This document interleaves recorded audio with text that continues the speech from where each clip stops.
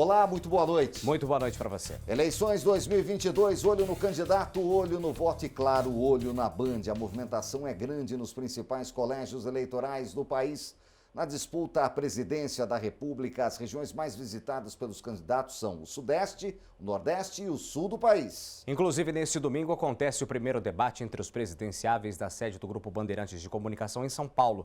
Os 6 principais candidatos estarão frente a frente com o objetivo de discutir as propostas para o Brasil. O programa será transmitido em um pool de veículos que conta com as rádios do Grupo Bandeirantes de Comunicação. Claro, a Band Vale FM também está no meio. Jornal Metro, Rádio Bandeirantes, Band News FM, Band News TV e, claro, Portal UOL, Jornal Folha de São Paulo e a TV Cultura. Nicolini. Para falar um pouco mais de política, o nosso convidado de hoje trabalhou com jornalismo político na região metropolitana e hoje está em São Paulo. Ele é um dos diretores do Jota. Ele é analista sênior dessa plataforma de informação. Eu falo de Fábio Zambelli, que gentilmente atendeu o nosso convite aqui no Band Entrevista. Fábio, prazer imenso recebê-lo mais uma vez aqui na Band Vale. Tudo bem?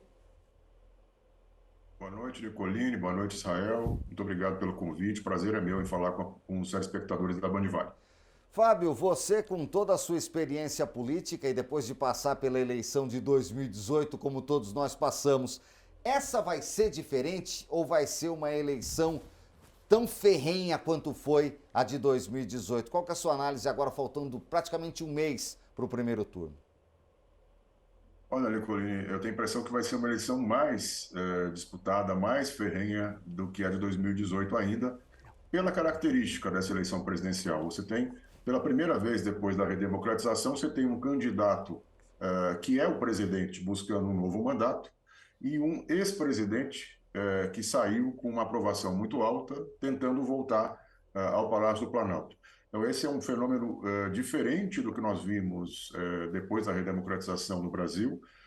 E, por natureza, esses dois candidatos, eles partem da largada da corrida eleitoral, na corrida presidencial, eles já partem com um patamar muito alto de intenções de votos. Eu diria até um piso, né? Um patamar mínimo muito alto de intenções de votos. Se a gente for olhar as pesquisas mais recentes, elas indicam que o ex-presidente Lula ele já parte ali no início da campanha com um piso ali superior a 40 pontos percentuais e o presidente Bolsonaro, por sua vez, também parte num patamar bastante alto, acima dos 30, 35 pontos. Então é uma eleição que já começa muito polarizada, com dois polos muito consolidados, né, e uma base popular muito consolidada, o que aumenta a expectativa de que nós tenhamos mais confronto, mais tentativa de desconstrução dos adversários do que mesmo uma campanha que seja marcada por agendas mais construtivas, mais positivas. Eu acho que vai ser uma campanha de pouca proposta e muito embate. Fábio, em relação à disputa ao governo do estado de São Paulo, que isso chama muita atenção, né, Nicolini? Há 2 candidatos, ou melhor, 3 candidatos que despontam na frente nas pesquisas, Fernando Haddad, Tarcísio Gomes de Freitas e também o atual governador do estado, Rodrigo Garcia. Eu queria saber do senhor, a eleição para o estado de São Paulo será definida, pelo menos é o que dizem especialistas, em quem for para o segundo turno com o Fernando Haddad, por exemplo. Há esse embate de pelo menos 3 ou 4 pontos entre Rodrigo Garcia, e Tarcísio Gomes de Freitas. Quem for para o segundo turno tem grandes chances de levar por conta também da rejeição do PT ou não? Isso é mito? Olha, Israel, eleição para governador, sobretudo quando você tem uma eleição presidencial muito disputada, com 2 candidatos muito fortes e que despertam paixões aí entre as pessoas, entre os eleitores, é muito difícil fazer prognóstico. Por quê? Porque o olhar das pessoas está voltado para a disputa nacional. Todo mundo hoje quer saber quem é Lula, quem é Bolsonaro, se tem chance para a terceira via, e a eleição para governador acaba ficando em segundo plano, o que eu não acho positivo. Acho que a eleição para governador deveria ter talvez até o mesmo patamar de importância de uma eleição presidencial, porque no Estado se resolvem muitas das questões que dizem respeito ao cotidiano das pessoas, né, da vida prática das pessoas. Mas, partindo desse pressuposto, tem alguns dados que eu gosto de chamar a atenção nesse momento, né, nós faltando aí um pouco mais de 30 dias para o primeiro turno.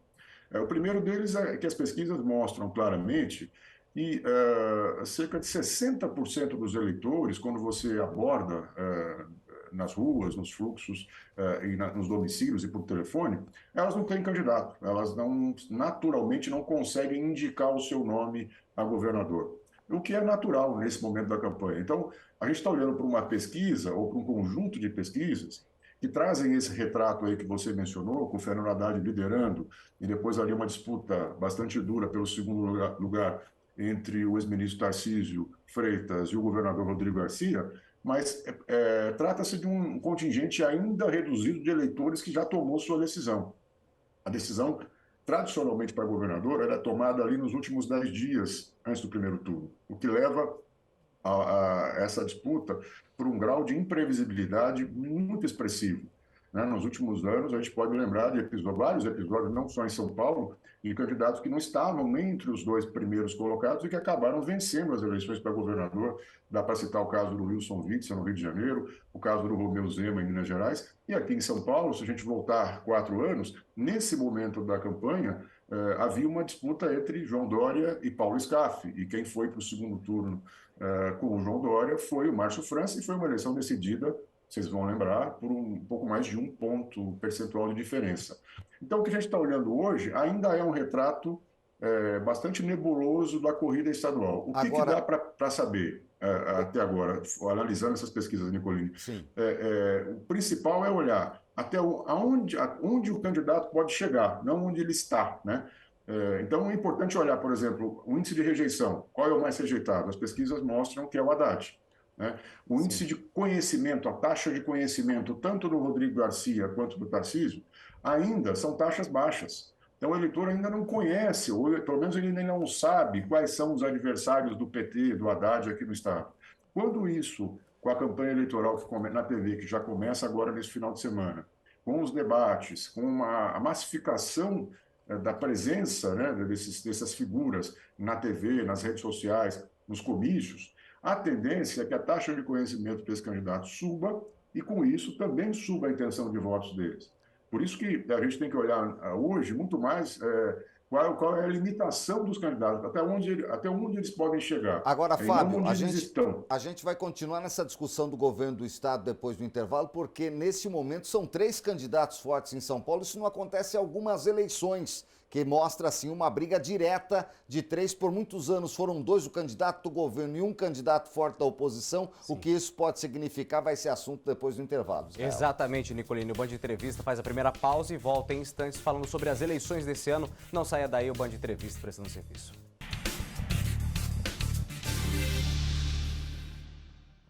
Eleições 2022, olho no candidato, olho no voto, claro, olho na Band, no Band Entrevista. Nosso convidado é Fábio Zambelli, analista sênior do Jota. A informação agora é de uma polarização e também novos candidatos surgindo no governo do Estado de São Paulo, né, Nicolini? O que eu estava falando no segmento anterior, o Fábio fez uma bela análise da situação de momento, mas, Fábio, a realidade é que dessa vez tem 3 nomes muito fortes. Você falou até do Márcio França ter sido uma surpresa de ter chegado na última eleição, mas Paulo Scaff era um candidato que muita gente esperava uma desidratação grande. Hoje ninguém sabe qual vai ser a desidratação dos 2 candidatos apontados de centro-direita, um com o legado do governo, que é o Rodrigo Garcia, o outro com a bandeira do bolsonarismo, que é o Tarcísio de Freitas, e ninguém sabe se o nome do PT, que é Fernando Haddad, já chegou num teto, mesmo indo para o segundo turno, o que 35% nos faz saber que não se ganha uma eleição. Como é que você vê essa disputa de 3 nomes em São Paulo e até onde os padrinhos vão aparecer para o bem e para o mal nesse último mês, lembrando que João Dória não é candidato? Exato, Nicolini. Nesse aspecto de olhar ainda onde cada candidato pode chegar, é que a gente tem que fazer as contas, né, os cálculos sobre qual é o cenário que se desenha para a disputa pelo Palácio Bandeirantes. Você tem, como você bem mencionou, eu acho que é a primeira vez nas últimas eleições para governador em que você já parte do início da campanha, de fato, com esses 3 players instalados, né? Você tem 3 candidatos competitivos, ao contrário do que aconteceu em 2018, que, como você disse, teve ali uma troca, né? Quer dizer, o Paulo Scaff não mostrou na reta final vitalidade, e veio o Márcio França com a máquina do Estado e atropelou e acabou por menos de 1 ponto percentual, esteve no segundo turno.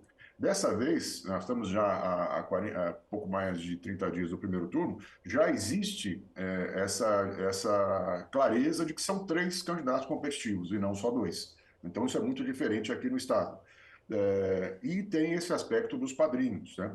Levando em consideração os padrinhos, e é aí que é importante estabelecer uma correlação da eleição estadual com a nacional. Se a eleição nacional se confirmar esse prognóstico de polarização muito aguda, né, se o presidente Bolsonaro conseguir crescer nas intenções de voto, como as últimas pesquisas mostram aqui em São Paulo, isso torna a tarefa do ex-ministro Tarcísio Freitas um pouco mais, digamos, suave, né, para chegar a um eventual segundo turno, porque ele, colando no Bolsonaro, é bastante provável que ele tenha um crescimento quase que orgânico na reta final desse primeiro turno. Aí entra a tarefa do Rodrigo Garcia, que é um candidato que tem uma experiência política, conhece o Estado, acredito que dos candidatos que estão aí, é o que melhor conhece o Estado, é o que tem uma trajetória mais consolidada política e administrativa no Estado, né? Ele tem também um índice de rejeição ainda muito baixo, né? Ele se beneficiou muito, no caso, né, você falou dos padrinhos, né, da saída do ex-governador João Dória da disputa eleitoral nacional, né, porque o Dória certamente traria embaraços para o Rodrigo Garcia na eleição estadual. Ele saindo da disputa eleitoral, ele deixou o caminho mais livre para o Rodrigo Garcia. Então, eu diria que vai ser uma competição ali entre o Rodrigo e o Tarcísio, já está sendo, né? Para ver quem erra menos, né? Quem errar menos tem mais chance de estar no segundo turno. Mas é bastante possível que a gente chegue ali na véspera, no dia 1º de outubro, possivelmente, sem saber quem vai ao segundo turno, como aconteceu em 2018 também. Mas é bastante provável, porque eu digo isso, Nicolini, porque as intenções de voto do governador, do incumbente, no caso do governador, elas demoram um pouco mais para aparecer. É natural que tenha um crescimento do Tarcísio no embalo do Bolsonaro, é natural que o Haddad sustente um patamar, porque o Lula está bem nacionalmente, mas o candidato que está na máquina, o candidato que tem ali a sua interlocução com os prefeitos, que fazem campanha na reta final, que vão para a rua, cabo eleitoral que vai pedir voto, a maior coligação é a do Rodrigo, o maior tempo de televisão é do Rodrigo. Esse esforço de campanha, ele só costuma aparecer, de fato, na véspera. Então, é possível que a gente chegue na véspera do primeiro turno com um cenário bastante embolado entre o Tarcísio e o Rodrigo, e aí vai ganhar, vai para o segundo turno, o candidato que conseguir botar mais gente na rua e carrear esses eleitores na reta final para o seu lado. Então, de fato, é uma eleição muito diferente aqui em São Paulo do que a gente já viu no passado. Fábio, isso se aplica também aos candidatos a deputado estadual e federal da nossa região? A gente pode ver que temos algumas dobradas aqui da região com os candidatos que tentam a reeleição. Por exemplo, candidatos que estão apoiando o presidente Jair Bolsonaro e apoiam também o ex-ministro Tarcísio Gomes de Freitas, mas tem gente que também apoia o Bolsonaro e apoia Rodrigo Garcia. E um pessoal de um outro lado apoia o ex-presidente Lula, agora concorrendo à presidência da República, mas não apoia o Fernando Haddad. Você acha que esse apadrinhamento também reflete nos deputados estaduais ou federais ou não? Em menor escala, viu, Sim. Israel? Assim, a eleição de 2018 ela foi muito diferente. A eleição legislativa de 2018 ela foi muito singular, né? Ela permitiu ali alguns candidatos que se apoiavam ali no número 17, que era o número do presidente Bolsonaro, né? E no PSL, que era o partido do presidente Bolsonaro. Esses candidatos eles colheram votos em todo o estado de São Paulo, em regiões nas quais eles sequer conheciam. A gente viu fenômenos eleitorais de parlamentares, quase 1 milhão, mais de 1 milhão de votos, sem sequer conhecer as regiões do Estado. Porque o número 17, que foi o número do Bolsonaro, e Bolsonaro venceu aqui em São Paulo, é bom lembrar, no segundo turno, em 631 municípios, né? Em apenas 14 municípios ele perdeu. Então foi uma grande onda bolsonarista em 2018 em São Paulo. Isso afetou fortemente os votos, né? O potencial de votos dos parlamentares, aqueles mais tradicionais que têm redutos regionais, né, redutos territoriais, bases eleitorais muito consolidadas nas regiões. Veio a tsunami aí do 17 e colheu esses parlamentares, o que diminuiu bastante a representação desses parlamentares de base territorial. Em 2022, tudo indica que esse fenômeno não vai se repetir, pelo menos na mesma intensidade. É evidente que os candidatos do Bolsonaro vão ter muitos votos, né? Tem candidatos ali que vão repetir a sua performance ou até melhorar, mas não acredito que aconteça na mesma escala que aconteceu em 2018. Isso favorece, na minha avaliação, um ambiente que é o mais desejável, né, para uma eleição proporcional, que é aquele em que os candidatos de determinada região, né, sejam representados efetivamente pelos eleitores daquela região. Então, falando um pouquinho do Vale do Paraíba, é natural que os eleitores do Vale procurem nomes mais vinculados à região para serem representantes da região nas Aliás, eleições. Ou seja, Fábio, essa desculpa. questão da representatividade, aliás, é uma campanha, né? O Voto que Vale, realizada pelo Grupo Bandeirantes de Comunicação, em parceria com o Jornal Vale e com a Associação Comercial e Industrial de São José dos Campos. A gente vai falar daqui a pouquinho, depois do intervalo, um pouco mais dessa questão da representatividade, que o Vale fica um pouco aquém do Brasil, Israel. Exatamente, a gente vai fazer mais uma breve pausa e daqui a pouco a gente volta com novas informações a respeito das eleições desse ano. Você não pode perder o Band Entrevista de hoje.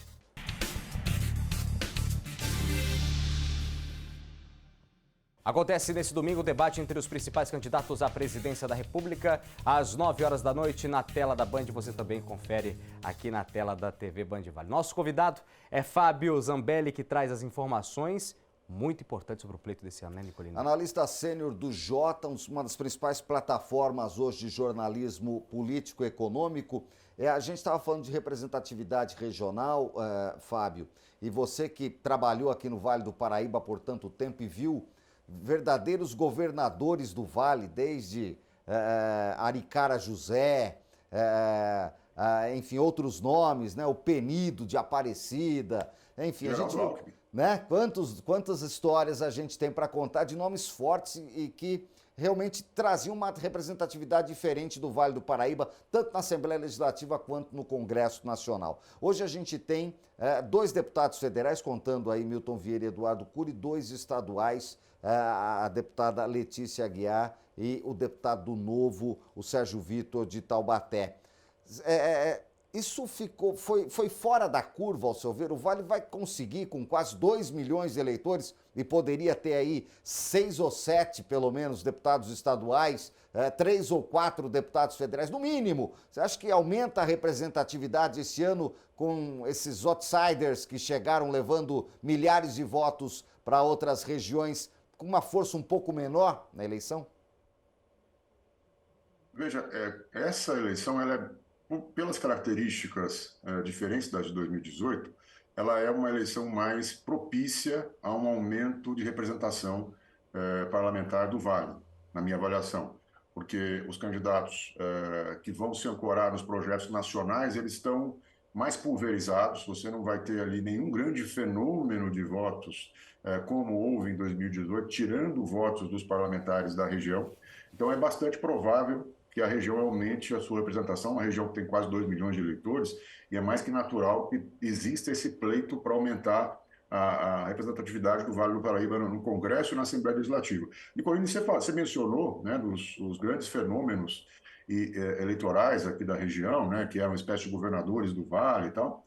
E se me permite, eu queria fazer uma reflexão sobre o que acontecia nessas dobradas regionais e o que acontece hoje. Né? Aliás, não falei de Roberto Cardoso Alves, hein? Exatamente, o pai do Centrão. Né? O pai do Centrão, né? que é de Aparecida. O pai do Centrão, de Aparecida, exatamente. Mas na minha infância, você sabe que eu sou de Cruzeiro, Sim. tinha uma dobradinha que para mim foi muito marcante, que foi a dobradinha Geraldo Alckmin e João Bastos Soares, que foi um ex-prefeito de Cruzeiro. Naquele momento, esses 2 candidatos eram muito fortes nas suas cidades, mas não tinham força sozinhos para pleitear o mandato de parlamentar. O que aconteceu? O Alckmin, na época o Geraldinho, né? Ele era muito amigo do João Bastos, ali do MDB. Eles fizeram um acerto: olha, o João, eu peço voto para você em Pinda, você pede voto para mim em Cruzeiro. O que aconteceu? Os 2 foram eleitos com votações muito expressivas, mas muito expressivas. Praticamente todos os eleitores de Cruzeiro votaram no Geraldo Alckmin e os de Pinda votaram no João Bastos para federal e estadual. Esse fenômeno hoje é bastante improvável, é muito mais difícil de se repetir, Nicolini, porque, primeiro, a comunicação que os candidatos faz, né, com o seu eleitorado é muito difusa, tem rede social, né, tem programa de televisão, tem a presença, tem os comícios. Naquela época era só o comício e panfleto, né? E no máximo o programa de rádio, né? Então era muito mais concentrado, você conseguia concentrar numa região um candidato, né? Hoje, nessas cidades menores da região, você tem ali uma imensidão de candidatos. Essa pulverização dificulta muito essas dobradas. Então, é por isso que talvez hoje seja mais difícil acreditar assim, no êxito dessas dobradinhas que às vezes os parlamentares do federal fazem com o estadual, porque mesmo dobrando, as bases territoriais elas têm uma pulverização de votos, porque tem candidatos de outras regiões que vêm buscar, né, o apoio do eleitor da região, e tem um fenômeno recente, que é assim, os parlamentares hoje que estão ocupando mandatos, né, no Congresso Nacional, na Assembleia, nunca antes nesse país eles tiveram tantos recursos para fazer campanha, seja do fundo eleitoral, seja das emendas estaduais e emendas federais. Então, esses candidatos que estão ocupando os cargos, eles aparecem aqui, vão aparecer no Vale do Paraíba, em todas as regiões do estado, reivindicando votos, porque eles trouxeram recursos para a região ou para algumas cidades. Então, esse um pouco é o dilema, né, que os parlamentares com base territorial estão enfrentando. Os parâmetros das campanhas mudaram muito. Sem dúvida, e a expectativa é que o Vale tenha uma representatividade maior. Para a gente fechar, Fábio, a gente vai ter o debate dos candidatos marcados para esse domingo aqui na tela da Band. Todos prometem os 6 estar frente a frente. É um jogo de quem escorrega menos ganha mais? Ou vai ser um jogo de quem cruza mais bola na área e uma hora faz gol? É ataque ou defesa, Fábio? Primeiro, assim, o debate é fundamental, né? Então tem que saudar o Grupo Bandeirantes por ser sempre o pioneiro na realização dos debates, tanto para governador quanto para presidente. Sobretudo numa campanha que será marcada pela desconstrução, né? Uma competição de rejeição ali entre Lula e Bolsonaro. Então você trazer os candidatos para uma arena em que vai se falar de propostas é sempre muito saudável e é fundamental para a democracia. Agora, na prática, Nicolini, o debate tem sido, historicamente, um grande 0 a 0 nas campanhas nacionais. Por quê?